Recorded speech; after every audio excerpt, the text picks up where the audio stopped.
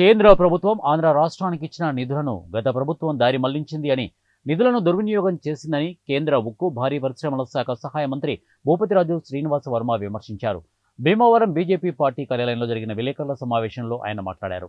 ఆంధ్ర రాష్ట్ర పరిస్థితి దారుణంగా ఉందని, స్వల్ప సమయంలో కొన్ని విషయాలపై అవగాహన చేసుకున్నామని, కేంద్ర మంత్రులను, ఇతర అధికారులను రాష్ట్ర అభివృద్ధిపై కలిసి చర్చించడం జరిగిందని, ఆంధ్ర రాష్ట్రానికి అందరూ సహకరిస్తున్నారని అన్నారు. గతంలో జరిగిన తప్పిదాలను వివరించారని, ఇచ్చిన నిధుల ఆరా తీసిన వివరాలు తెలియడం లేదన్నారు. కేంద్రం ఇచ్చిన నిధులను గత ప్రభుత్వం మళ్లింపు చేశారని, నిబంధనల ప్రకారం నిధులను ఖర్చులు చేయాలని, కానీ నిధులు దుర్వినియోగం చేసిందని విమర్శించారు. 5 ఏళ్లు కాకుండా ఈ 4 ఏళ్లలోనే అభివృద్ధి కార్యక్రమాలను పూర్తి చేస్తామని, గత ప్రభుత్వం చేసిన తప్పిదాలు లేకుండా రాష్ట్రాన్ని అభివృద్ధి చేస్తామని కేంద్ర సహాయ మంత్రి శ్రీనివాస వర్మ అన్నారు. ప్రధానమంత్రి మోడీ గారు ఆంధ్రప్రదేశ్ రాష్ట్ర అభివృద్ధికి పూర్తిగా కట్టుబడి ఉన్నారు. అది ఏ రూపంలో ఇచ్చామనేటువంటి విషయం మనకు అనవసరం.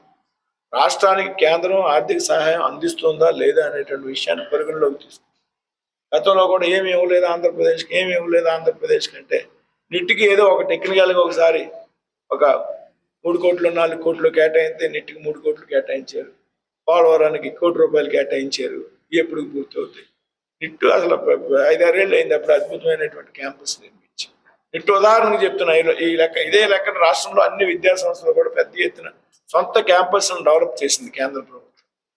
లాగా కేంద్ర ప్రభుత్వానికి టెక్నికాలిటీస్ ఉంటాయి. ఆ టెక్నికాలిటీస్ ఆధారంగా రాష్ట్రాన్ని పూర్తిగా అభివృద్ధి చేసేటువంటి విషయంలో